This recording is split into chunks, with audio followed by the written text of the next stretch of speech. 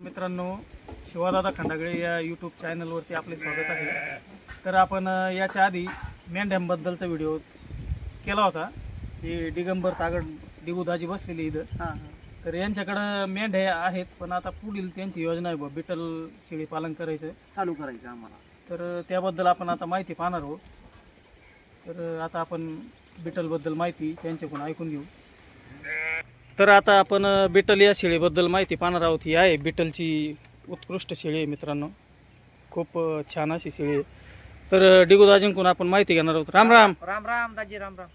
तर दिगुदाजी, आता या शेळीबद्दल आम्हाला माहिती सांगा. हिची ओळख कशी असते भाऊ? ओळख म्हणजे आता हिचे कान लांब लांब आहे. हे कान लांब लांब आहे. हां हां हां आणि तोंड पोपटावून आहे तिचं. हां हां. डोळे घारोळे. घारुळे डोळे हो. हा.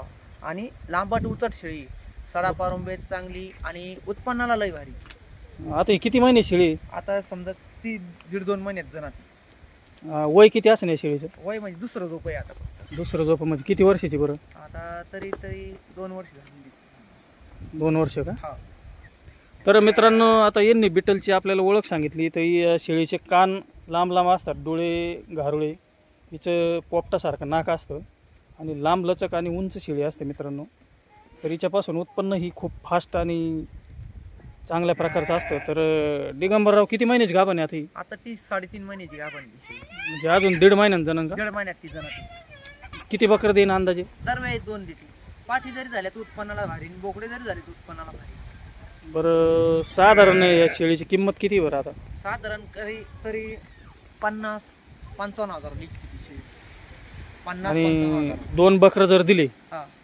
ते बकरं किती किती हजाराला विकन साधारण? बकरा समजा काही लोक उत्पन्नासाठी नेते 20,000 25,000 एक बकरू नेते.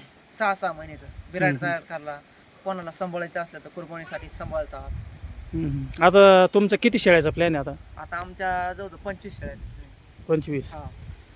साधारण दूध किती देते बरं?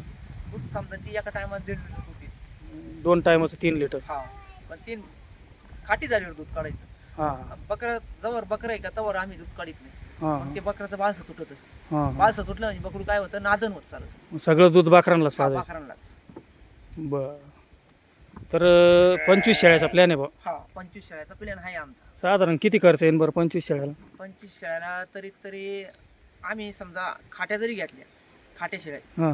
20,000 22,000 खाटी शेळी. 20,000 जर शेळी घेतली हा. तर 25 शेळ्या होत्या 5 लाखाच्या. 5 लाखाच्या. बरं, साधारण 5 लाख रुपये गुंतवणार आहे बा तुम्ही.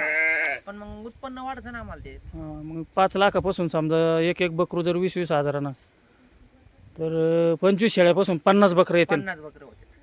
20-20 हजारानं जर बकरू विकलं हा. तर 10 लाखाचे बकरं होते. 10 लाखाची वर्षभरात होते. 6 महिन्यात उत्पन्न यांचं. बकरं 4 महिने सांभाळायचं, शेळी 6 महिने घ्यायची जाणायला. असं आहे. तर याबद्दल तुम्ही कुठून माहिती घेतली होती याच्या आधी? आम्ही म्हणजे आमचे असेच जोडीदार होते, हं. विठ्ठल शेळ्याचे जोडीदार. त्यांचे पाहून आम्ही पण केलं.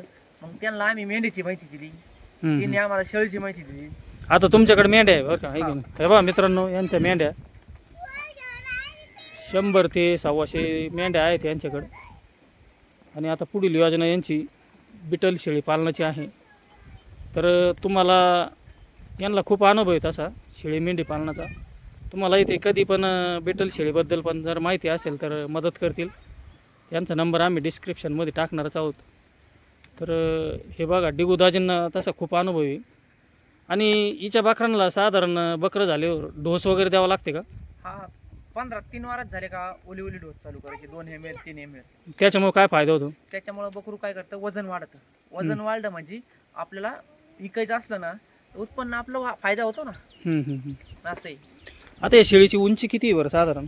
तरी शेळीची उंची म्हणजे कमराला लागत शेळी. आणि लांबलचक अशी शेळी आहे मित्रांनो. लांबलचक भरपूर आहे. हे पहा, हिची सडं वगैरे एका टायमाला चोपडी 1.5 म्हणजे चोपडी शेळी आहे. आणि तशी ही शेळी पंजाबचं ब्रीड आहे, पंजाबमध्ये मिळते बिटल जात. पण आपल्या इकडं पण आता ती खूप व्यवस्थित सेटल झाली आहे. तर ही जात काहीच नाही येत यांना. हां. तर हे बा, यांनी इथं शेड वगैरे मस्त जाळी बिळी टाकून शेड बनवलेलं आहे. पाहून घ्या शेडबद्दलची पण माहिती ते तुम्हाला देतील.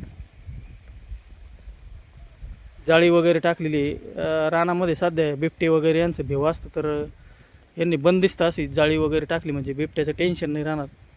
हे बघा एकदम जबरदस्त अशी जाळी बनवलेली आहे. तर दिगंबरराव हा, बोला. बिबटे वगैरे येतात की इथं? बिबटी येते पण आपल्याला त्रास नाही दिला अजून. हां, पण मग भेव असतं बा. हा, भिवा असतो. तर मग आता आमच्या समजा मित्रांना कोणाला मदत लागली तर तुम्ही अवश्य करा. हो, काहीच अडचण नाही. तर आता कधी घेणार तुम्ही बिटल शेळ्या मग? आता अजून समजा पाऊस पडला की 1-2 पाऊस झाले का हां, लगेच चालू करा. म्हणजे पावसाळ्यात चालू करायचं. हा, मग म्हणजे ते काय होतं, वातावरण गरमट असतं ना, हं. थोड्या तापाट्यात, मग त्याच्यापेक्षा पाऊस पडून द्यायचा, लगेच चालू करून तर द्यायचा. हे म्हणजे शेळी पालन तसं पावसाळ्यात चांगलं आहे बा. हा, मेंढ्या कधी पण पाळू शकता आपण. मेंढ्या कधी पण पाळू शकतो आपण, आणि मेंढ्यात पण उत्पन्न आपल्याला भरपूर आहे. पण त्याला जॉईंट मग आता बिटल चालू करायचं हा, मला. हा. चालन, ठीक आहे. आम्हाला जर गरज लागली तर माहिती द्या. हो, चालतं. तुमचा फोन नंबर आम्ही डिस्क्रिप्शनमध्ये टाकू हो, कधी वेळोवेळी. तर नमस्कार.